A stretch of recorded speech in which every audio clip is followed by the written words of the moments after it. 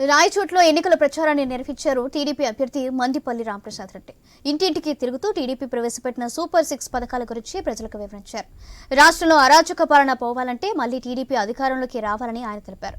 CM Jagan సొంత చెల్లెల్నే అవమానించేలా మాట్లాడుతున్నారని, అది ఆయన స్థాయికి తగదని రాంప్రసాద్ రెడ్డి అన్నారు. రాష్ట్రంలో న్యాయం గెలవాలి అంటే ప్రతి ఒక్కరూ సైకిల్ గుర్తుకు ఓటు వేసి గెలిపించాలని ఆయన కోరారు. రాబోయేది టీడీపీ ప్రభుత్వమేనని, రాష్ట్రంలో మళ్లీ సంక్షేమ పాలన వస్తుందని, రాయచోటి నియోజకవర్గంలో వైసీపీ నాయకులు టీడీపీ కార్యకర్తలను భయపెట్టే రోజులు పోయాయని, వారు అన్నింటినీ సమర్థవంతంగా ఎదుర్కొంటామని తెలిపారు. వచ్చే ఎన్నికల్లో సైకిల్ గుర్తుకు ఓటు వేసి తనను రాజంపేట బీజేపీ ఎంపీ అభ్యర్థి నల్లారి కిరణ్ కుమార్ రెడ్డిని గెలిపించాలని ప్రజలకు విజ్ఞప్తి చేశారు.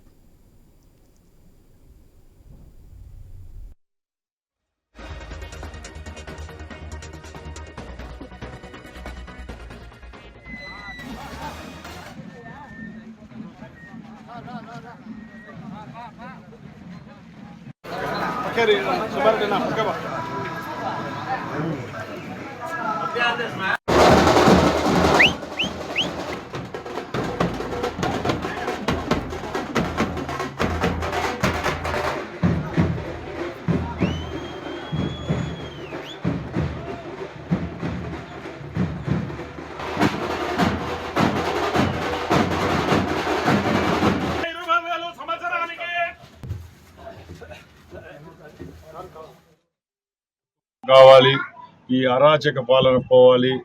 రేపు మన రాష్ట్రానికి అభివృద్ధి చెందాలంటే ఎవరైతే ముఖ్యమంత్రిగా ఉంటే మనకు అభివృద్ధి చెందుతుంది, అదే నారా చంద్రబాబు నాయుడు గారని ముక్త కంఠంతో ప్రజలు మా ముందరికి వస్తున్నారు.